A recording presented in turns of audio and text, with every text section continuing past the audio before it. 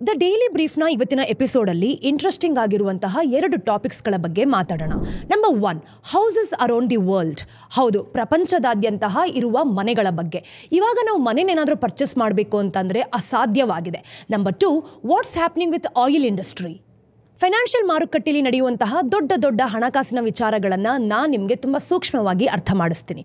ನಾನು ನಿಮ್ಮ ನಿರೂಪಕಿ ಚಂದನಾ ಗೌಡ. ಇವತ್ತು ಡಿಸೆಂಬರ್ 13ನೇ ತಾರೀಕು ಶುಕ್ರವಾರ. ನೀವೇನಾದರೂ ನಮ್ಮ ಕಾರ್ಯಕ್ರಮವನ್ನು ಕೇಳಬೇಕು ಅಂತ ಅನ್ಕೊಂಡಿದ್ರೆ ಆಪಲ್ ಮತ್ತು ಸ್ಪಾಟಿಫೈ ಪಾಡ್ಕಾಸ್ಟಲ್ಲಿ ಕೇಳ್ಬೋದು. ನೀವೇನಾದರೂ ಓದುವ ವ್ಯಕ್ತಿ ಆಗಿದ್ದೀರಾ ಅಂತಂದರೆ ಇಮೇಲ್ ನ್ಯೂಸ್ ಲೆಟರ್ಸ್ಗೆ ಸಬ್ಸ್ಕ್ರೈಬ್ ಮಾಡಿ. ಒಂದು ವಿಷಯ ನೆನಪಿರಲಿ, ಯಾವುದೇ ರೀತಿ ಸಹ ಸ್ಪ್ಯಾಮ್ ಮಾಡ್ತಿಲ್ಲ. ಪ್ರತಿಯೊಂದು ಲಿಂಕ್ಸ್ ಕಮೆಂಟ್ ಸೆಕ್ಷನಲ್ಲಿ ಅವೈಲೇಬಲ್ ಇದೆ. ಬನ್ನಿ ಕಾರ್ಯಕ್ರಮವನ್ನು ಶುರು ಮಾಡೋಣ. ನಾನು ಹೌಸಿಂಗ್ ಬಗ್ಗೆ ಮಾತಾಡ್ತಿರೋ ಕಾರಣ ಏನು ಗೊತ್ತಾ? ಫೈನಾನ್ಸ್ ಡೆವಲಪ್ಮೆಂಟ್ ಮ್ಯಾಗಝಿನಲ್ಲಿ ಇದು ಪಬ್ಲಿಷ್ ಆಯಿತು.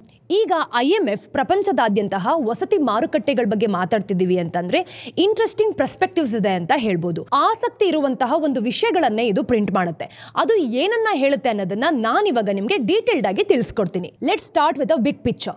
ಈಗ ಹೌಸಿಂಗ್ ಬಗ್ಗೆ ನಾವು ಮಾತಾಡ್ತಿದ್ದೀವಿ ಅಂತಂದ್ರೆ ಅದು ಒಂದು ಸಾಮಾನ್ಯವಾದ ವಿಚಾರ ಅಲ್ಲ. ಇದು ಹೆಚ್ಚಿನ ಜನರಿಗೆ ಸಂಪತ್ತು ಮತ್ತೆ ಸಾಲ ಕೊಡುವಂತಹ 2 ಮೂಲವಾದ ವಿಷಯ ಆಗಿದೆ. ಈಗ ಆರ್ಥಿಕ ಪರಿಸ್ಥಿತಿ ಚೆನ್ನಾಗಿಲ್ಲ ಅಂತಂದ್ರೆ ಅದು ಒಂದು ಕೇಂದ್ರ ಬಿಂದು ಅಂತ ಹೇಳ್ಬೋದು. ಈಗ ನಮ್ಮ ಆರ್ಥಿಕ ಪರಿಸ್ಥಿತಿ, ಅದರ ಸ್ಟೆಬಿಲಿಟಿ, ಸೆಕ್ಯೂರಿಟಿ ಮತ್ತೆ ಸೆನ್ಸಸ್ ಆಫ್ ಬಿಲಾಂಗಿಂಗ್ಸ್ ಯಾವ ರೀತಿ ಇದೆ ಅನ್ನೋದ್ರ ಮೇಲೆ ನಾವು ಮಾತಾಡ್ತೀವಿ. ಆದ್ರೆ ಇವತ್ತಿನ ವಿಷಯನ ನಾವು ಪರಿಗಣನೆಗೆ ತಗೊಳ್ಬೇಕು ಅಂತಂದ್ರೆ ಇದು ಎಷ್ಟು ಜನರಿಗೆ ಕನಸಾಗಿದೆ. Young people are moving away ಅಂತಾನೆ ಹೇಳ್ಬೋದು. ಹಾಗೆ ನಂಬರ್ ಸಹ ತುಂಬಾ ಟೈಟ್ ಆಗಿದೆ. IMF ನ ಹೊಸ ರಿಸರ್ಚ್ ಪ್ರಕಾರ ಏನಾಗಿದೆ ಗೊತ್ತಾ? 2008 ಅಲ್ಲಿ ಬಂದಿರುವಂತಹ ಒಂದು ರಿಪೋರ್ಟ್ ಅಲ್ಲಿ ಕ್ಲಿಯರ್ ಆಗಿ ತೋರಿಸ್ತಿದೆ, ಈ economic crisis housing is less affordable today than it was during the bubble that caused it ಅಂತ. ಅಂದ್ರೆ United States, United Kingdom, Australia, Canada, Germany, Portugal ಮತ್ತೆ ಸ್ವಿಟ್ಜರ್ಲ್ಯಾಂಡ್ ಅಲ್ಲಿ ಇದು ಹೆಚ್ಚಾಗಿ ಕಾಣ್ತಿತ್ತು. US ನಲ್ಲಿ 2021 ರಲ್ಲಿ ಕೈಗೆಟುಕುವಂತಹ ಒಂದು ರೇಟ್ ಆಫ್ ಇಂಟ್ರೆಸ್ಟ್ ಇತ್ತು, ಅಂದ್ರೆ 150. 2024ಗೆ ನಾವು ಕಂಪೇರ್ ಮಾಡಿದ್ವಿ ಅಂತಂದ್ರೆ ಈ 80s ಟೈಮ್ ಅಲ್ಲಿ ಎಷ್ಟು ಕಾಸ್ಟ್ಲಿ ಇತ್ತೋ ಆ ತರ ಒಂದು ಡೌನ್ ಫಾಲ್ ಆಗಿದೆ ಅಂತ ಹೇಳ್ಬೋದು. UKನೂ ಕೂಡ ಇದೇ ರೀತಿಯ ಕುಸಿತವನ್ನ ಕಂಡಿದೆ. ಅಂದ್ರೆ 105 ರಿಂದ 70%ಗೆ ಕಮ್ಮಿ ಆಗೋಯ್ತು. ಇನ್ನು IMF ಲೇಖನಗಳನ್ನ ನಾವು ನೋಡಿದಾಗ ಈ ರಿಸರ್ಚ್ ಈ ರೀತಿಯೆಲ್ಲನೂ ಡೀಟೇಲ್ಸ್ ಕೊಟ್ಟಿದೆ. ಇನ್ನು ಭಾರತದ ಬಗ್ಗೆನೂ ಕೂಡ ಹೆಚ್ಚೇನಿಲ್ಲ ಬಿಡಿ. ನಾವು ಯಾವ ರೀತಿ ಇದು ಡೌನ್ ಫಾಲ್ ಆಗಿದೆ ಅನ್ನೋದನ್ನ ಈಗ ಡೀಟೇಲ್ಡ್ ಆಗಿ ತಿಳ್ಕೊಳ್ಳೋಣ. What makes this crisis fascinating is the psychological aspect. ಇದು ಕೇವಲ ರೇಟ್ ಆಫ್ ಇಂಟ್ರೆಸ್ಟ್ ಬಗ್ಗೆ ಮಾತ್ರ ಅಲ್ಲ. ಕಳೆದ 50 ವರ್ಷಗಳಲ್ಲಿ ಆಗಿರುವಂತಹ ಒಂದು ಬದಲಾವಣೆಗಳ ಬಗ್ಗೆ ನಾವು ಹೇಳಬೇಕು ಅಂತಂದ್ರೆ ಕೇವಲ ಕಾಲು ಭಾಗದಷ್ಟು ಮಾತ್ರ ಆಗಿದೆ. ಇನ್ನು ಬೆಲೆಗಳನ್ನು ನಿಜವಾಗ್ಲೂ ಹೆಚ್ಚಿಸ್ತಿದ್ದೀವಿ ಅಂತಂದ್ರೆ ಹ್ಯೂಮನ್ ಬಿಹೇವಿಯರ್ ಅಂತ ಹೇಳ್ಬೋದು. Fear of missing out combined with social narratives, ಹಾಗೇನೆ ಇನ್ಕ್ರೀಸ್ ಆಗಿರುವಂತಹ ಪ್ರೈಸ್ ಆಗಿರ್ಬೋದು. This creates a powerful cycle that drives the market even further. ಇನ್ನು 1980ರ ದಶಕದ ಬಗ್ಗೆ ನಾವು ಹೇಳಬೇಕು ಅಂದ್ರೆ ಈ ಮನೆಯ ಈಕ್ವಿಟಿ ಮೂಲಕನೇ ನಾವು ನೋಡ್ತಾ ಹೋಗೋಣ. ಈಗ ಹೌಸಿಂಗ್ ಅಪ್ರಿಸಿಯೇಷನ್ ಬಗ್ಗೆ ನಾವು ಮಾತಾಡ್ತಿದ್ದೀವಿ ಅಂದ್ರೆ ಇವತ್ತಿನ ಜನರೇಷನ್ ಈ ಪ್ರಾಬ್ಲಮ್ ಅನ್ನ ತುಂಬಾ ಅತಿ ಹೆಚ್ಚಾಗಿ ಕಾಣ್ತಿದ್ದಾರೆ. ಈಗ ಅವರು ಕೇವಲ ಮನೆನ ಪರ್ಚೇಸ್ ಮಾಡೋದ್ರ ಬಗ್ಗೆ ಸ್ಟ್ರಗಲ್ ಮಾಡ್ತಿಲ್ಲ, ಅವ್ರಿಗೆ ಬಾಡಿಗೆ ಕಟ್ಟೋದಕ್ಕೂ ಸಹ ತುಂಬಾ ಕಷ್ಟ ಆಗ್ತಿದೆ. ಹಾಗಾದ್ರೆ ಈ ಬಿಕ್ಕಟ್ಟಿಗೆ ಕಾರಣವೇನು? So what is the cos of this crisis? ತುಂಬಾ ಸಿಂಪಲ್ ಆಗಿ ಹೇಳಬೇಕು ಅಂದ್ರೆ this is the perfect storm ಅಂತ ಹೇಳ್ಬೋದು. ನಾವು ಕಟ್ತಿರುವಂತಹ ರೇಟ್ ಆಫ್ ಇಂಟ್ರೆಸ್ಟ್ ಏನಾದರೂ ಜಾಸ್ತಿ ಇತ್ತು ಅಂತಂದ್ರೆ, ಅಂದ್ರೆ ಮಾರ್ಗೇಜ್ ಕಾಸ್ಟ್ ಆಗಿರ್ಬೋದು, ಬೇಸಿಕ್ ಓನ್ಸ್ ಆಗಿರ್ಬೋದು, ಹಾಗೆ zoning laws due to land use restrictions, ಹಾಗೆ ಸಪ್ಲೈಯಲ್ಲಿ ನಡೆಯುವಂತಹ ಒಂದು ಸಿವಿಯರ್ಲಿ ರಿಸ್ಟ್ರಿಕ್ಷನ್ಸ್ ಆಗಿರ್ಬೋದು, ಇದೆಲ್ಲನೂ ಕೂಡ ಒಂದು ಡೌನ್ ಫಾಲ್ ಆಗತ್ತೆ ಅಂತ ಹೇಳ್ಬೋದು. ಕೆನಡಾನೇ ಎಕ್ಸಾಂಪಲ್ ಆಗಿ ತಗೊಳ್ಳೋಣ. ಇಲ್ಲಿರುವಂತಹ ಒಂದು ಬೇಡಿಕೆನ ಉಳಿಸ್ಕೊಳ್ಳೇಬೇಕು ಅಂತ ಪ್ರತಿ ವರ್ಷ ಅವ್ರಿಗೆ ಏನಿಲ್ಲ ಅಂತಂದ್ರು 5 ಲಕ್ಷ ಹೊಸ ಮನೆಗಳು ಬೇಕಾಗ್ತಿತ್ತು. ಆದ್ರೆ ಕಳೆದ 2 ದಶಕಗಳಿಂದ ನಾವು ಇದನ್ನ ಕಂಪೇರ್ ಮಾಡಿದ್ರೆ ಅವ್ರಿಗೆ ಆನ್ಯುಲಿ 1,50,000ದಿಂದ 2,50,000 ನಡುವೆ ಈ ಒಂದು ಮನೆನ ನಿರ್ಮಾಣ ಮಾಡ್ತಿದ್ದಾರೆ. ಇಲ್ಲಿ ಮತ್ತೊಂದು ವಿಶೇಷ ಅಂಶ ಇದೆ ಅಂತ ಹೇಳ್ಬೋದು. ಹೌಸಿಂಗ್ ಮಾರ್ಕೆಟ್ಸ್ ತುಂಬಾ ವೀಕ್ ಆಗೋಗಿದೆ. Unlike economic down turns, Covid pandemic ಆದ್ಮೇಲೆ ಆರ್ಥಿಕ ಪರಿಸ್ಥಿತಿ ಅಂತೂ ಇನ್ನೂ ಕೆಟ್ಟೋಯ್ತು. ಅಂದ್ರೆ ಇನ್ನು ನಮ್ಮ ಮನೆಗಳಿರುವಂತಹ ಬೆಲೆಗಳ ಬಗ್ಗೆ ಹೇಳೋಣ. ಈಗ ನಾವೇನಾದ್ರೂ ಒಂದು ವಸ್ತುನ ಪರ್ಚೇಸ್ ಮಾಡ್ತಿದೀವಿ ಅಂತಂದ್ರೆ ಅದರ ಬೆಲೆನೂ ಕೂಡ ತುಂಬಾ ಕಾಸ್ಟ್ಲಿ ಆಗೋಗಿದೆ. ಹಾಗೇನೆ ಹಣದುಬ್ಬರ, ಈ ಇನ್ಫ್ಲೇಷನ್ ಅಂತ ಏನ್ ಹೇಳ್ತೀವಿ, ಅದ್ರ ವಿರುದ್ಧ ಹೋರಾಡಬೇಕು ಅಂದ್ರೂ ಕೂಡ ಈ ಕೇಂದ್ರೀಯ ಬ್ಯಾಂಕ್ಗಳು ರೇಟ್ ಆಫ್ ಇಂಟ್ರೆಸ್ಟ್ ಅನ್ನ ಜಾಸ್ತಿ ಮಾಡೋಕೆ ಶುರು ಮಾಡಿದ್ರು. To be honest, prices have not fallen as much as experts had predicted. But ಇಲ್ಲೊಂದು ಡಾರ್ಕ್ ಪವರ್ ಇದೆ ಅಂತ ಹೇಳ್ಬೋದು. ಕ್ರಿಮಿನಲ್ ನೆಟ್ವರ್ಕ್ಗಳಾಗಿರ್ಬೋದು, ಹಾಗೆ ಕರಪ್ಟ್ ಪೊಲಿಟಿಷಿಯನ್ಸ್ ಆಗಿರ್ಬೋದು, ಇವರೆಲ್ಲ ಏನ್ ಮಾಡ್ತಿದ್ದಾರೆ ಗೊತ್ತಾ, ಒಂದು ಲಕ್ಸುರಿ ರಿಯಲ್ ಎಸ್ಟೇಟ್ ಅನ್ನ ಯೂಸ್ ಮಾಡ್ಕೊಳ್ತಿದ್ದಾರೆ. ಅಂದ್ರೆ ಅವ್ರಿಗಿರುವಂತಹ ಒಂದು ವೆಲ್ತ್ ಅನ್ನ ಎವ್ರಿ ಡೇ ಇನ್ಕ್ರೀಸ್ ಮಾಡಬೇಕು ಅಂತ. ವಿಶೇಷವಾಗಿ ನಾವು ನೋಡೋದಾದ್ರೆ ನ್ಯೂಯಾರ್ಕ್, ಮಿಯಾಮಿ, ಲಂಡನ್ ಮತ್ತೆ ದುಬೈನಂತಹ ನಗರಗಳಲ್ಲಿ ಏನಾಗುತ್ತೆ ಗೊತ್ತಾ, ಎಸ್ಪೆಷಲಿ ನಾವು ಲಂಡನ್ ಏನಾದರೂ ಎಕ್ಸಾಂಪಲ್ ಆಗಿ ತಗೊಂಡ್ವಿ ಅಂತಂದ್ರೆ, ಈ ವಿದೇಶಿ ಕಂಪನಿಗಳು 2018 ಏನಿಲ್ಲ ಅಂತಂದ್ರು $73 ಬಿಲಿಯನ್ ಮೊತ್ತದ ಒಂದು ಆಸ್ತಿಯನ್ನ ತಗೊಂಡಿತ್ತು. In these purchases 90% made through tax havens. ಇದನ್ನೆಲ್ಲ ನಾವು ನೋಡ್ತಿದೀವಿ ಅಂತಂದ್ರೆ ಪ್ರಪಂಚದಾದ್ಯಂತ ಇರುವಂತಹ ಒಂದು ಫಾರಿನ್ ಬೈಯರ್ಸ್ ಯಾರೆಲ್ಲ ಇರ್ತಾರೆ ಅವ್ರನ್ನೇ ಬ್ಯಾಕ್ಲ್ಯಾಶ್ ಮಾಡ್ದಂಗೆ ಆಗಿದೆ. ಇನ್ನು ಆಸ್ಟ್ರೇಲಿಯಾದಲ್ಲಿ ಈ ಒಂದು ಲ್ಯಾಂಡ್ ಅನ್ನ ಪರ್ಚೇಸ್ ಮಾಡಬೇಕು ಅಂತಂದ್ರೆ ನಿಮ್ಮ ಹತ್ರ ಆಲ್ರೆಡಿ ಎಕ್ಸಿಸ್ಟಿಂಗ್ ಹೋಮ್ಸ್ ಇದೆ ಅಂತ ಅನ್ಕೊಳ್ಳೋಣ, ಬಟ್ ಸ್ಟಿಲ್ ನೀವೇನಾದ್ರೂ ಪರ್ಚೇಸ್ ಮಾಡಬೇಕು ಅಂತ ಅನ್ಕೊಂಡಿದ್ರೆ ನಿಮ್ಗೆ 3 ಪಟ್ಟು ಹೆಚ್ಚಿನ ಫೀಸ್ ಅನ್ನ ಕೊಡಲಾಗತ್ತೆ. ನ್ಯೂಜಿಲೆಂಡ್ 2018 ವಿದೇಶಿಯರಿಗೆ ಕೆಲವು ರೆಸಿಡೆನ್ಷಿಯಲ್ ಪ್ರಾಪರ್ಟೀಸ್ ನ ನೀವು ಪರ್ಚೇಸ್ ಮಾಡಲೇಬಾರದು ಅಂತ ನಿಷೇಧ ಮಾಡಿತ್ತು. ಹಾಗೆ ಕೆನಡಾ ಸಹ ತನ್ನ ಒಂದು ಫಾರಿನ್ ಬೈಯರ್ಸ್ ಯಾರೆಲ್ಲ ಇರ್ತಾರೆ ಅವ್ರನ್ನು ಕೂಡ ಬ್ಯಾನ್ ಮಾಡಿತ್ತು. ಎಸ್ಪೆಷಲಿ ಟ್ರೆಡಿಷನಲಿ ಸಿಂಗಾಪುರ್ ಕೂಡ ಈ ಎಲ್ಲ ಫಾರಿನ್ ಬೈಯರ್ಸ್ ಯಾರಿರ್ತಾರೆ, ಇನ್ವೆಸ್ಟ್ಮೆಂಟ್ ಯಾರೆಲ್ಲ ಮಾಡ್ತಾರೆ ಅವ್ರನ್ನು ಕೂಡ ವೆಲ್ಕಮ್ ಮಾಡ್ತಿದ್ರು. ಆದ್ರೆ ಸ್ಟಾಂಪ್ ಡ್ಯೂಟಿನ ನಾವು ನೋಡ್ತಿದೀವಿ ಅಂತಂದ್ರೆ 60% ಈ ಫಾರಿನ್ ಬೈಯರ್ಸ್ ಮೇಲೆ ಜಾಸ್ತಿ ಆಗೋಯ್ತು. ಈಗ ಭಾರತದಲ್ಲಿ ಏನಾಗ್ತಿದೆ ಅನ್ನೋದನ್ನ ನೋಡೋಣ. ರಿಯಲ್ ಎಸ್ಟೇಟ್ ಪೋರ್ಟಲ್ ಬಗ್ಗೆ ನಾವು ಮಾತಾಡೋದಾದ್ರೆ ಮ್ಯಾಜಿಕ್ ಬ್ರಿಕ್ಸ್ ನ ಒಂದು ರೇಷಿಯೋ ಏನಿದೆ ಇದು ಬರೋಬ್ಬರಿ 7.5%ಗೆ ಜಾಸ್ತಿ ಆಗೋಗಿದೆ. ಇನ್ನು ಇದನ್ನ ಗ್ಲೋಬಲ್ ಲೆವೆಲ್ ಅಲ್ಲಿ ಮಾತಾಡೋದಾದ್ರೆ ದ ಅಕ್ಸೆಪ್ಟೆಡ್ ಲೆವೆಲ್ ಆಫ್ 5% ಅಂತ ಹೇಳ್ಬೋದು. ಹಾಗೇನೆ ಇನ್ಕಮ್ ರೇಷಿಯೋ ಸಹ ಬೇಸಿಕ್ಲಿನೇ ಹೇಳುತ್ತೆ ನಿಮ್ಗೆ ಇಯರ್ಸ್ ಆಫ್ ಆನ್ಯುವಲ್ ಇನ್ಕಮ್ ಅಂತ ನಾವ್ ಏನ್ ಹೇಳ್ತೀವಿ ಇದನ್ನು ಸಹ ಒಂದು ಮನೆನ ಪರ್ಚೇಸ್ ಮಾಡಬೇಕು ಅಂತಂದ್ರೆ ಡಬಲ್ ದಿ ಇನ್ಕಮ್ ಅಂತ ಹೇಳುತ್ತೆ. ಸೊ ಟೆಂಪರರಿ ಸಿಚುವೇಶನ್ ಬಗ್ಗೆ ಹೇಳ್ಬೇಕಾ, ಈ ಸಂಖ್ಯೆ 5 ಅಥವಾ ಅದಕ್ಕಿಂತ ಕಡಿಮೆ ಇರಬೇಕು. ಇನ್ನು ನಮ್ಮ ಭಾರತೀಯರು ಏನ್ ಮಾಡ್ತಿದೀವಿ ಗೊತ್ತಾ, ತಮ್ಮ ಆದಾಯದ ಸುಮಾರು 61% ಅನ್ನ ಹೌಸಿಂಗ್ ಪೇಮೆಂಟ್ಸ್ಗೆನೆ ಖರ್ಚು ಮಾಡ್ತಿದೀವಿ. ನಮ್ಮ ಒಂದು ಆದಾಯ ಸಸ್ಟೈನಬಲ್ ಇಲ್ಲ ಅಂದ್ರೂ ಕೂಡ ಹೌಸ್ ಲೋನ್ ಅನ್ನ ಖಂಡಿತವಾಗ್ಲೂ ತಗೊಳ್ತೀವಿ. ಈ ಎಲ್ಲಾ ಸ್ಪೆಂಡಿಂಗ್ ಏನಿಲ್ಲ ಅಂದ್ರೂ 50% ಗಿಂತ ಜಾಸ್ತಿ ಆಗಿದೆ. ಇದರ ಒಂದು ಪರಿಣಾಮ ಎಲ್ಲಾ ನಗರಗಳ ಮೇಲೂ ಕೂಡ ಬೀಳ್ತಿದೆ ಅಂತ ಹೇಳ್ಬೋದು. ಚೆನ್ನೈ, ಅಹಮದಾಬಾದ್ ಮತ್ತೆ ಕೋಲ್ಕತ್ತಾನಂತಹ ಸ್ಥಳಗಳಲ್ಲೂ ಕೂಡ ಇದು ರಿಲೇಟಿವ್ಲಿ ಅಫೋರ್ಡಬಲ್ ಆಗಿದೆ. ಎಸ್ಪೆಷಲಿ ರೆಸಿಡೆಂಟ್ಸ್ ಏನ್ ಮಾಡ್ತಿದ್ದಾರೆ ಗೊತ್ತಾ, ಅವರು ಬರುವಂತಹ ಒಂದು ಇನ್ಕಮ್ ಅಲ್ಲಿ 41 to 47% ಈ ಒಂದು ಹೌಸಿಂಗ್ ಲೋನ್ಗೆನೆ ಪೇ ಮಾಡ್ತಿದ್ದಾರೆ. ಇನ್ನು ಮುಂಬೈನಂತಹ ಮೆಟ್ರೋಪಾಲಿಟನ್ ಸಿಟಿಗಳ ಬಗ್ಗೆ ಮಾತಾಡಬೇಕು ಅಂದ್ರೆ ನಾನ್ ಹೇಳ್ತಿರುವಂತಹ ನಂಬರ್ಸ್ ನ ಖಂಡಿತವಾಗ್ಲೂ ನಿಮ್ ಕೈ ನಂಬಕ್ ಆಗಲ್ಲ. ಅಂದ್ರೆ 116% ವರ್ಗೂ ಕೂಡ ತಲುಪಿದೆ. ದೆಹಲಿಯಲ್ಲಿ 82% ಅಷ್ಟು ಕೂಡ ಜಾಸ್ತಿ ಆಗೋಗಿದೆ. ಆದ್ರೂ ಮುಂದೆ ಸ್ವಲ್ಪ ಸಮಾಧಾನ ಸಿಗ್ಬೋದು. ಮ್ಯಾಜಿಕ್ ಬ್ರಿಕ್ಸ್ ಹೇಳ್ತಿರುವಂತಹ ಒಂದು ರಿಪೋರ್ಟ್ ಅಲ್ಲಿ ಈ ಒಂದು ಪ್ರೈಸ್ ಗ್ರೋತ್ ಏನಿದೆ ಇದರ ಒಂದು ಸಪ್ಲೈ ಲೆವೆಲ್ ಸಹ ಇನ್ಕ್ರೀಸ್ ಆಗುತ್ತೆ. ಜೊತೆಗೆ ಸ್ಟ್ರಾಂಗ್ ಎಕನಾಮಿಕ್ ಫಂಡಮೆಂಟಲ್ಸ್ ಹೇಳೋ ತರ ಇದರ ಒಂದು ಗ್ಲೋಬಲ್ ಗ್ರೋತ್ ಇಂಪ್ರೂವ್ ಆಗ್ತಿದೆ ಅಂತಂದ್ರೆ ಕೇವಲ ರಿವರ್ಸಲ್ ಇನ್ ಇಂಟ್ರೆಸ್ಟ್ ರೇಟ್ಸ್ ಅಂತ ಹೇಳ್ಬೋದು. ಆದ್ರೆ ಇದನ್ನ ಸರಿಪಡಿಸಬೇಕಿದ್ರೆ ಬೆಲೆಗಳು ಡೌನ್ ಆಗಲಿ ಅಂತ ಕಾಯೋದು ಮಾತ್ರ ಅಲ್ಲ. ಎಕ್ಸ್ಪರ್ಟ್ಸ್ ಏನ್ ಹೇಳ್ತಾರೆ ಗೊತ್ತಾ, ಈ ಒಂದು ಪ್ರಾಬ್ಲಮ್ ನ ಕ್ಲಿಯರ್ ಮಾಡಬೇಕು ಅಂತಂದ್ರೆ actually we need to focus more on structural issues ಅಂತ ಹೇಳ್ತಾರೆ. ಅಂದ್ರೆ ರೆಗ್ಯುಲೇಟರಿ ಬ್ಯಾರಿಯರ್ಸ್ ನ ರಿಮೂವ್ ಮಾಡೋದ್ರಿಂದ, targeting support to low income families and rethinking zoning laws that restricting house supply, ಇದೆಲ್ಲನೂ ಕೂಡ ಈ ಒಂದು ಝೋನ್ ನ ಕ್ಲಿಯರ್ ಮಾಡಬಹುದು. ಆಲನ್ ಕ್ಲೋಹರ್ ಏನಂತ ಹೇಳ್ತಾರೆ ಗೊತ್ತಾ, this is a global housing affordability crisis. ಆದ್ರೆ ಪ್ರತಿಯೊಂದು ದೇಶನೂ ಕೂಡ ತನ್ನದೇ ಆದ ರೀತಿಯಲ್ಲಿ ಅತೃಪ್ತಿಯನ್ನ ಹೊಂದಿದೆ. ಅಂದ್ರೆ ಪ್ರತಿಯೊಂದು ದೇಶನೂ ಸಹ ಈ ಒಂದು ಕ್ರೈಸಿಸ್ ಅನ್ನ ಫೇಸ್ ಮಾಡ್ತಿದೆ ಅಂತ ಹೇಳ್ತಾ ಇದ್ದಾರೆ. ಸ್ಟೋರಿ ಟೂಲಿ ನಾವೇನ್ ತಿಳ್ಕೊಳ್ತಿದೀವಿ ಗೊತ್ತಾ, ಸೌದಿ ಅರೇಬಿಯಾ ಮತ್ತೆ ರಷ್ಯಾ ಲೀಡ್ ಮಾಡ್ತಿರುವಂತಹ 23 ಆಯಿಲ್ ಪ್ರೊಡ್ಯೂಸಿಂಗ್ ಕಂಟ್ರೀಸ್ ಯಾವುದೆಲ್ಲ ಇದೆ ಇದನ್ನ OPEC+ ಅಂತ ಕರಿತೀವಿ. 2025 ಇಂಧನ ಮಾರುಕಟ್ಟೆಯನ್ನ ಇನ್ನೂ ಚೆನ್ನಾಗಿ ರೂಪಿಸಬೇಕು ಅಂತ 2 ದೊಡ್ಡ ಕ್ರಮಗಳನ್ನ ತಗೊಳ್ತಾ ಇದೆ. ಫಸ್ಟ್ ಈ ಗ್ರೂಪ್ ಏನಂತ ಅನ್ಕೊಂಡಿದ್ರು ಗೊತ್ತಾ, ತನ್ನದೇ ಆದಂತಹ ಒಂದು ಆಯಿಲ್ ಪ್ರೊಡಕ್ಷನ್ ಏನಿದೆ ಇದನ್ನ ಡಿಲೇ ಮಾಡಬೇಕು ಅಂತ ಅನ್ಕೊಂಡಿದ್ರು. ಆದ್ರೆ ಈ ಹಿಂದೆ ಜನವರಿ 2025 ದಿನಕ್ಕೆ 2.2 ಮಿಲಿಯನ್ ಬ್ಯಾರೆಲ್ಸ್ ಗಳಾಗ್ತಿರೋದ್ರಿಂದ ಇದರ ಉತ್ಪಾದನೆ ಎವ್ರಿ ಡೇ ಜಾಸ್ತಿ ಆಗ್ತದೆ. ಇದನ್ನ ನಾವು BPD ಅಂತಾನೂ ಕೂಡ ಕರಿತೀವಿ.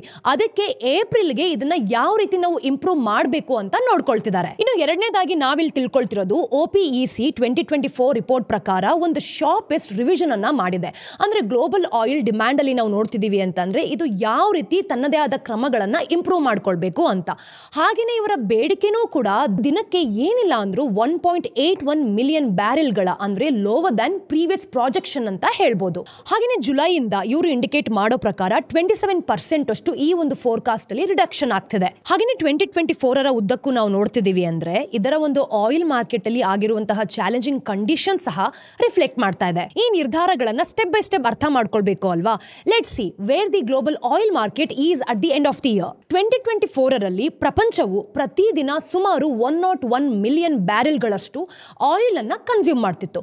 ಅಂದ್ರೆ OPEC ಇದನ್ನ 2025 ಆವರೇಜ್ ಅಲ್ಲಿ ನೋಡಬೇಕು ಅಂತಂದ್ರೆ 103.8 ಮಿಲಿಯನ್ಗೆ BPDಗೆ ಹೆಚ್ಚಾಗತ್ತೆ ಅಂತ ಹೇಳ್ತಿದ್ದಾರೆ. ಇನ್ನು ನೆಕ್ಸ್ಟ್ ಇಯರ್ ಎಂಡ್ ಅಲ್ಲಿ ನೋಡೋದಾದ್ರೆ ಕ್ವಾರ್ಟರ್ಲಿ ರಿಪೋರ್ಟ್ ಪ್ರಕಾರ 105.5 ಮಿಲಿಯನ್ BPDಗೆ ಬರ್ತಾ ಇದೆ. ಮೀನ್ ವೈಲ್ ಈ ಒಂದು ಡೆವಲಪ್ಮೆಂಟ್ ಏನಿದೆ the phase is slowing down significantly ಅಂತಾನೆ ಹೇಳ್ಬೋದು. ಉತ್ಪಾದನೆನೂ ಕಡಿಮೆ ಆಗ್ತಿದೆ. ಒಟ್ಟು 5.8 ಮಿಲಿಯನ್ BPD ಅಥವಾ ಗ್ಲೋಬಲ್ ಡೈಲಿ ಡಿಮ್ಯಾಂಡ್ ಪ್ರಕಾರ ಈ ಒಂದು ಆವರೇಜ್ ಅಲ್ಲಿ ನೋಡೋದಾದ್ರೆ 6% ತೈಲ ಬೆಲೆಗಳು ಕೂಡ ಏರ್ತಿಲ್ಲ. Brent crude the global benchmark ನ ನೋಡೋದಾದ್ರೆ is trading around the world $73 ಮತ್ತೆ $74 ಪರ್ ಬ್ಯಾರೆಲ್ ಅಂತಾನೆ ಹೇಳ್ಬೋದು. ಸೌದಿ ಅರೇಬಿಯಾದಂತಹ ದೇಶಗಳು ತಮ್ಮ ಬಡ್ಜೆಟ್ ಗುರಿಗಳನ್ನ ಪೂರೈಸಲೇಬೇಕು ಅಂತ ಇದಕ್ಕೆ ಬೇಕಾಗಿರುವಂತಹ $80 ಮತ್ತೆ $85 ಶ್ರೇಣಿಯಿಂದನೂ ಕೂಡ ದೂರ ಬರ್ತಾ ಇದೆ. ಆಯಿಲ್ ಪ್ರೊಡಕ್ಷನ್ ಅಲ್ಲಿ ಆಗ್ತಿರುವಂತಹ ಒಂದು ಡಿಲೇ ಸಹ ಎವ್ರಿ ಡೇ ಇನ್ಕ್ರೀಸ್ ಆಗ್ತಿದೆ. ಈ ರೀತಿ ಜಾಸ್ತಿ ಆದ್ರೆ ಪ್ರೊಡಕ್ಷನ್ ಕಟ್ ಸಹ ಜಾಸ್ತಿ ಆಗುತ್ತೆ. ಹಾಗೇನೆ ಮಾರ್ಕೆಟ್ ರಿಯಾಲಿಟೀಸ್ಗೆ ಇವರು ಯಾವ ರೀತಿ ರೆಸ್ಪಾಂಡ್ ಮಾಡ್ತಾರೆ ಅನ್ನೋದನ್ನ ನಾವು ನೋಡಬೇಕು. ಇನ್ನು ಈ ವರ್ಷದ ತೈಲ ಬೇಡಿಕೆನ ನೋಡೋದಾದ್ರೆ ನಿರೀಕ್ಷೆಗಿಂತನೂ ಕೂಡ ತುಂಬಾ ದುರ್ಬಲವಾಗಿದೆ ಅಂತ ಹೇಳ್ಬೋದು. ಹಿಸ್ಟಾರಿಕಲಿ ಮುಂಚೆ ಚೈನಾ ಇದರ ಒಂದು ಗ್ಲೋಬಲ್ ಡ್ರೈವರ್ ಆಗಿತ್ತು ಅಂದ್ರೆ ಆಯಿಲ್ ಕನ್ಸಂಪ್ಷನ್ ಅಲ್ಲಿ. ಆದ್ರೆ ಸ್ಟ್ರಗಲ್ ಮಾಡ್ತಿದೆ ಇವತ್ತು ಒಂದು ಎಕನಾಮಿಕ್ ಸ್ಲೋ ಡೌನ್ ಆಗೋದಕ್ಕೆ. ಮ್ಯಾನುಫ್ಯಾಕ್ಚರಿಂಗ್ ಆಕ್ಟಿವಿಟೀಸ್ ಆಗಿರ್ಬೋದು, ಕನ್ಸ್ಯೂಮರ್ ಸ್ಪೆಂಡಿಂಗ್ ಆಗಿರ್ಬೋದು, ಇದೆಲ್ಲನೂ ಕೂಡ ಎಕ್ಸ್ಪೆಕ್ಟೆಡ್ ಲೆವೆಲ್ಸ್ ಪ್ರಕಾರ ಇಂಪ್ರೂವ್ ಆಗ್ತಿಲ್ಲ, ಪೂರ್ತಿ ಡೌನ್ ಆಗ್ತಾ ಇದೆ. ಇನ್ನು US ಮತ್ತೆ ಯುರೋಪ್ ನಲ್ಲಿ ಆಗ್ತಿರುವಂತಹ ಒಂದು ರೇಟ್ ಆಫ್ ಇಂಟ್ರೆಸ್ಟ್ ಹಾಗೆ ಎಕನಾಮಿ ಡೌನ್ ಫಾಲ್ ಈ ಒಂದು ಚಟುವಟಿಕೆಗಳನ್ನ ನಿಧಾನ ಮಾಡ್ತಿದೆ. ಈಗ ನೀವೇ ಅನ್ಕೊಳ್ಳಿ, ತೈಲದ ಬೇಡಿಕೆ ಏನಾದ್ರೂ ತುಂಬಾ ಕಡಿಮೆ ಆಗಿದೆ ಅಂದ್ರೆ ಭಾರತದಂತಹ ಒಂದು ಎಮರ್ಜಿಂಗ್ ಮಾರ್ಕೆಟ್ ಸಹ ಡೌನ್ ಆಗೋಗುತ್ತೆ. ಈಗ ನಮ್ಮ ಮಾರ್ಕೆಟ್ ಅಲ್ಲಿ ಬೇಡಿಕೆಯ ಬೆಳವಣಿಗೆ ಏನಾದ್ರೂ ತುಂಬಾ ಸ್ಟೇಬಲ್ ಆಗಿತ್ತು ಅಂತಂದ್ರೆ ಈ ಒಂದು ಆಫ್ಸೆಟ್ ಗ್ಲೋಬಲ್ ವೀಕ್ನೆಸ್ ಸಹ ಜಾಸ್ತಿ ಆಗತ್ತೆ. ಈಗ OPEC ಪ್ಲಸ್ ನ ಈ ಒಂದು ತೊಂದರೆಗಳು ಏನೆಲ್ಲ ಇದೆ ಇದಕ್ಕೆ ಸೇರ್ಕೋಬೇಕು ಅಂತಂದ್ರೆ OPEC ಅಲ್ಲದ ದೇಶಗಳಿಂದನೂ ಕೂಡ ಈ ಒಂದು ಪೂರೈಕೆ ಸಾಧ್ಯ. ಈಗ ವಿಶ್ವದ ಅತಿ ದೊಡ್ಡ ತೈಲ ಉತ್ಪಾದಕ ಅಂತಂದ್ರೆ ಅದು US.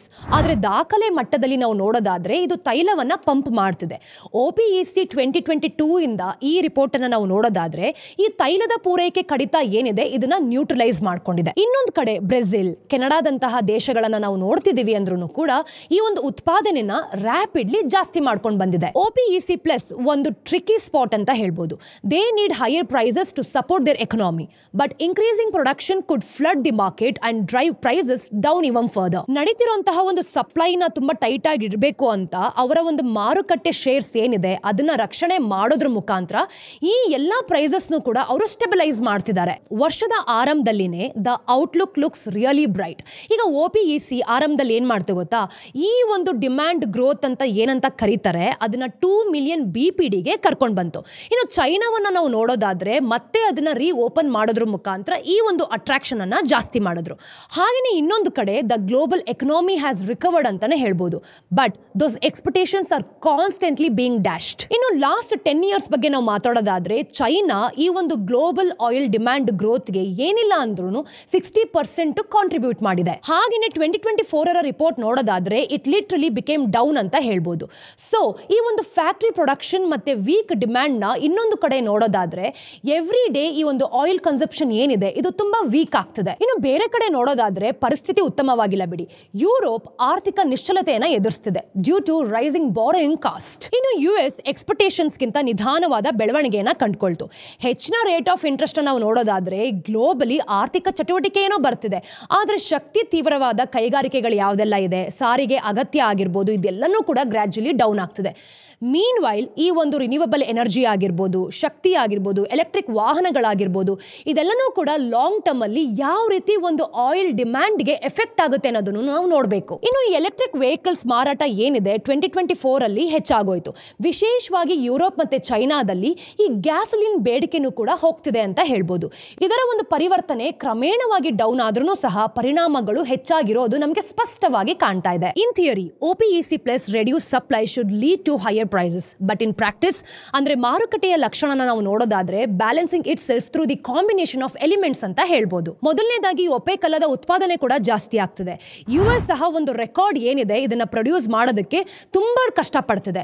ಇನ್ನೊಂದು ಕಡೆ Russia successful in maintaining exports despites restrictions ಅಂತ ಹೇಳ್ಬೋದು. ಈ ಹೆಚ್ಚುವರಿ ಪೂರೈಕೆನ ನಾವು ನೋಡೋದಾದ್ರೆ OPEC ಪ್ಲಸ್ ನ ಒಂದು ಪರಿಣಾಮ ಕೂಡ ಬ್ಯಾಲೆನ್ಸ್ ಆಗಿದೆ. ಎರಡನೇದಾಗಿ ನೋಡೋದಾದ್ರೆ ಡಿಮ್ಯಾಂಡ್ ಗ್ರೋತ್ ಸಹ ತುಂಬಾ ಡೌನ್ ಆಗೋಗಿದೆ. ಆ ವೀಕ್ ಗ್ಲೋಬಲ್ ಎಕನಾಮಿ ಬಗ್ಗೆ ಮಾತಾಡೋದಾದ್ರೆ ಈ ಡಿಮ್ಯಾಂಡ್ ಫಾರ್ ಆಯಿಲ್ ಅನ್ನೋದು ಕೂಡ ತುಂಬಾ ಡೌನ್ ಫ್ಯಾಕ್ಟರ್ ಅಂತ ಹೇಳ್ಬೋದು, ವಿಶೇಷವಾಗಿ ಸಾರಿಗೆ ಮತ್ತೆ ಉತ್ಪಾದನೆಯಲ್ಲಿ. ಹಾಗೆಯೇ ಟ್ರೇಡರ್ಸ್ ಯಾರೆಲ್ಲ ಇರ್ತಾರೆ ಅವರು ಕೂಡ ಎಕ್ಸ್ಟ್ರಾ ಕಾಶಿಯಸ್ ಆಗಿದ್ದಾರೆ ಈ ಒಂದು ಹೈಯರ್ ಆಯಿಲ್ ಪ್ರೈಸಸ್ ನ ಬೆಟ್ಟಿಂಗ್ ಮಾಡೋದ್ರ ಬಗ್ಗೆ. ಇನ್ನು 2025 ರ ವೇಳೆಗೆ ಏನಿಲ್ಲ ಅಂದ್ರೂ 8 ಲಕ್ಷ BPD ಒಂದು ಇಂಟರ್ನ್ಯಾಷನಲ್ ಎನರ್ಜಿ ಏಜೆನ್ಸಿ ಪ್ರಕಾರ ಈ ಒಂದು ಪೊಟೆನ್ಷಿಯಲ್ ಓವರ್ ಸಪ್ಲೈ ಆಗತ್ತೆ ಅಂತ ಹೇಳ್ತಿದ್ದಾರೆ. ಇದು OPEC ಅಲ್ಲದ ಯಾವ್ಯಾವ ದೇಶಗಳಿರುತ್ತೆ ಅದರಿಂದ ಉತ್ಪಾದನೆ ಆಗುತ್ತೆ ಅಂತಾನು ಕೂಡ ಹೇಳ್ತಿದ್ದಾರೆ. ಇಲ್ಲಾಗ್ತಿರುವಂತಹ ಒಂದು ಬಾರಿ ಚೇಂಜಸ್ ಈ ಒಂದು ಪ್ರೈಸಸ್ ಏನಿರುತ್ತೆ ಅದನ್ನ ಒಂದು ಚೆಕ್ ಅಲ್ಲಿ ಇಟ್ಕೊಂಡಿದೆ. ಅಂದ್ರೆ ಯಾವೆಲ್ಲ ಕಂಟ್ರೀಸ್ಗಳು ಈ ಒಂದು ಆಯಿಲ್ ಅನ್ನ ಇಂಪೋರ್ಟ್ ಮಾಡ್ಕೊಳ್ಳುತ್ತೋ ಈ ಒಂದು OPEC ಕಾನ್ಸಿಕ್ವೆನ್ಸಸ್ಗೂ ಕೂಡ ತಮ್ಮ ಡಿಸಿಷನ್ಸ್ ನ ಸಿಗ್ನಿಫಿಕೆಂಟ್ ಆಗಿ ಇರಬೇಕು ಅಂತ ಹೇಳ್ತಾ ಇದೆ. If supply is tight and the prices rise consumers will feel the pinch throughout the higher fuel cost. ಇದು ಒಂದು ಹಣದುಬ್ಬರವನ್ನ ಖಂಡಿತವಾಗ್ಲೂ ಜಾಸ್ತಿ ಮಾಡುತ್ತೆ, affecting everything from transportation to food prices on the flip side. ಈಗ ನೀವೇ ಅರ್ಥ ಮಾಡ್ಕೊಳ್ಳಿ, ಗ್ಲೋಬಲ್ ಡಿಮ್ಯಾಂಡ್ ಇಷ್ಟೇನಾದ್ರೂ ಡಿಸಪಾಯಿಂಟ್ ಆಗ್ತಿದೆ ಎವ್ರಿ ಡೇ ಅಂತಂದ್ರೆ ಖಂಡಿತವಾಗ್ಲೂ ಈ ಪ್ರೈಸಸ್ ಎಲ್ಲ ತುಂಬಾ ಕಡಿಮೆ ಬರುತ್ತೆ. ಎಸ್ಪೆಷಲಿ ಕಂಟ್ರೀಸ್ ಲೈಕ್ ಇಂಡಿಯಾ ಇಂಥ ಒಂದು ಬೆನಿಫಿಟ್ಸ್ ಗಳನ್ನ ತಗೊಳ್ಳೋದಕ್ಕೆ ಸಾಧ್ಯನೇ ಇಲ್ಲ. ಇಂಪೋರ್ಟ್ ಬಿಲ್ ಸಹ ಜಾಸ್ತಿ ಆಗತ್ತೆ. ಆದ್ರೆ ವಿಶಾಲವಾದ ಚಿತ್ರನ ನೋಡ್ತೀವಿ ಅಂತಂದ್ರೆ ಇದೆಲ್ಲನೂ ಕೂಡ OPEC ಪ್ಲಸ್ ಗೆ ಸಂಬಂಧಪಟ್ಟಿದೆ. Their impact on the market is being tested. ಹಾಗೆಯೇ ಬೇಡಿಕೆಯ ಬೆಳವಣಿಗೆ ತುಂಬಾ ನಿಧಾನ ಆಗ್ತಿರೋದ್ರಿಂದ OPEC ಇದರ ಒಂದು ಕಾಂಪಿಟೇಷನ್ ನಾನ್ OPEC ಹತ್ರ ಖಂಡಿತವಾಗ್ಲೂ ಕೂಡ ಜಾಸ್ತಿ ಆಗ್ತಾ ಇದೆ. ಹಾಗೆಯೇ OPEC ಇದರ ಒಂದು ಚಾಲೆಂಜಸ್ ನ ಸ್ಟಿಲ್ ಆಗಿ ಇಟ್ಕೊಳ್ಬೇಕು ಮತ್ತೆ ಎನರ್ಜಿ ಲ್ಯಾಂಡ್ಸ್ಕೇಪ್ ಅಲ್ಲಿ ಪಾರ್ಟಿಸಿಪೇಟ್ ಮಾಡಬೇಕು ಅಂತಂದ್ರೆ ಖಂಡಿತವಾಗ್ಲೂ ಇದಕ್ಕೆ ಒಂದು ಚೇಂಜಸ್ ನ ತಗೊಂಡ್ ಬರಲೇಬೇಕು. ಇವತ್ತಿನ ಟಿಡ್ಬಿಟ್ಸ್ ನಂಬರ್ 1, ಜುಬ್ಲಿಯಂಟ್ ಭಾರತೀಯ ಗ್ರೂಪ್ ಅಂತ ನಾವೇನು ಕರಿತೀವಿ ಇದು ಹಿಂದೂಸ್ತಾನ್ ಕೋಕೋಲಾ ಹೋಲ್ಡಿಂಗ್ಸ್ ನಲ್ಲಿ ಏನಿಲ್ಲ ಅಂತಂದ್ರೂ ಸುಮಾರು 12,000 ಕೋಟಿಗೆ 40% ಪಾಲನ್ನ ಸ್ವಾಧೀನ ಮಾಡ್ಕೊಳ್ತಿದೆ. FY24 ರಲ್ಲಿ 14,021 ಕೋಟಿಗೆ 10% ರೆವಿನ್ಯೂ ಗ್ರೋತ್ ಕೂಡ ನೋಡಿದೆ. ಇನ್ನು HCCB ಕೋಕೋಲಾ ಮತ್ತೆ ವಿತರಣಾ ತಂತ್ರನ ನಾವು ನೋಡೋದಾದ್ರೆ ಜುಬ್ಲಿಯಂಟ್ ಇದರ ಒಂದು ಡೈವರ್ಸಿಫಿಕೇಶನ್ ಗೋಲ್ಸ್ ಏನಿದೆ ಇದರಲ್ಲಿ ಅಲೈನ್ ಮಾಡ್ಕೊಂಡಿದೆ. ಅಂದ್ರೆ ಒಂದು ಪೊಟೆನ್ಷಿಯಲ್ ಪಬ್ಲಿಕ್ ಲಿಸ್ಟಿಂಗ್ ಅನ್ನ ಸಿಗ್ನಲ್ಸ್ ಮಾಡ್ತಿದೆ ಅಂತ ಹೇಳ್ಬೋದು. ನಂಬರ್ 2, ಗೂಗಲ್ನ ಜೆಮಿನಿ 2.0 AI ಅಂತ ನಾವೇನು ಕರಿತೀವಿ ಈ ಮಾಡೆಲ್ ಲಿಟ್ರಲಿ ಇದರ ಒಂದು ಪರ್ಫಾರ್ಮೆನ್ಸ್ನ ಬೂಸ್ಟ್ ಮಾಡಬೇಕು ಅಂತ 9% ಅನ್ನ ಇದರ ಒಂದು ಪ್ರೆಡೆಸೆಸರ್ಗೆ ಆಫರ್ ಮಾಡ್ತಾ ಇದೆ. ಹಾಗೆಯೇ ಸುಧಾರಿತ ಏಜೆಂಟ್ AI ವೈಶಿಷ್ಟ್ಯತೆಗಳನ್ನು ನಾವು ನೋಡೋದಾದ್ರೆ ಇಂಟ್ರೊಡ್ಯೂಸ್ ಮಾಡ್ತಿದೆ ಅಂತ ಹೇಳ್ಬೋದು. ಹಾಗೆಯೇ ಇದು AI ರೇಸ್ ನಲ್ಲಿ ಮೈಕ್ರೋಸಾಫ್ಟ್ ಮತ್ತೆ ಓಪನ್ AIOಗೆ ಒಂದು ಸವಾಲನ್ನು ಹಾಕೋದ್ರ ಮುಖಾಂತರ ಗೂಗಲ್ ಸ್ಥಾನವನ್ನು ಕೂಡ ಕೊಡ್ತಾ ಇದೆ. ಹಾಗೆಯೇ ಮಲ್ಟಿ ಮೋಡಲ್ ಕೆಪಾಬಿಲಿಟೀಸ್ ಇರುವಂತಹ ಬಿಸ್ನೆಸ್ ಯಾವುದೆಲ್ಲ ಇದೆ ಅದರ ಒಂದು ಎಡ್ಜಸ್ ಸಹ ಕಟ್ ಮಾಡ್ತಾ ಇದೆ. ನಂಬರ್ 3, US ಇನ್ಫ್ಲೇಷನ್ ಬಗ್ಗೆ ನಾವು ಮಾತಾಡೋದಾದ್ರೆ ನವೆಂಬರ್ ನಲ್ಲಿ 2.7% ಗೆ ಜಾಸ್ತಿ ಆಗಿದೆ. ಇನ್ನೊಂದು ಕಡೆ ಇದರ ಕೋರ್ CPI ಅಂತ ನಾವೇನ್ ಕರಿತೀವಿ ಇದು 0.3% ಗೆ ಇಳಿದಿದೆ ಅಂತ ಹೇಳ್ಬೋದು. Although a Fed rate cut is widely expected, stubborn inflation complicates the path to continued monetary easing. ಸ್ನೇಹಿತರೆ, ಇದು ಇವತ್ತಿನ ಝೀರೋದ ಮಾರುಕಟ್ಟೆಯ ದ ಡೈಲಿ ಬ್ರೀಫ್ನ ಅಪ್ಡೇಟ್ಸ್. ನಿಮ್ಮೆಲ್ಲರಿಗೂ ಕೂಡ ಕಾರ್ಯಕ್ರಮ ಇಷ್ಟ ಆಗಿದೆ ಅಂತ ಅನ್ಕೊಂಡಿದ್ದೀನಿ. ವಿಡಿಯೋ ಇಷ್ಟ ಆದಲ್ಲಿ ಲೈಕ್ ಮಾಡಿ, ಶೇರ್ ಮಾಡಿ, ಸಬ್ಸ್ಕ್ರೈಬ್ ಮಾಡಿ. ಮತ್ತಷ್ಟು ಅಪ್ಡೇಟ್ಸ್ ಒಂದಿಗೆ ನಾನು ನಿಮಗೆ ಮುಂದಿನ ವಿಡಿಯೋಲಿ ಸಿಗ್ತೀನಿ. Till then take care.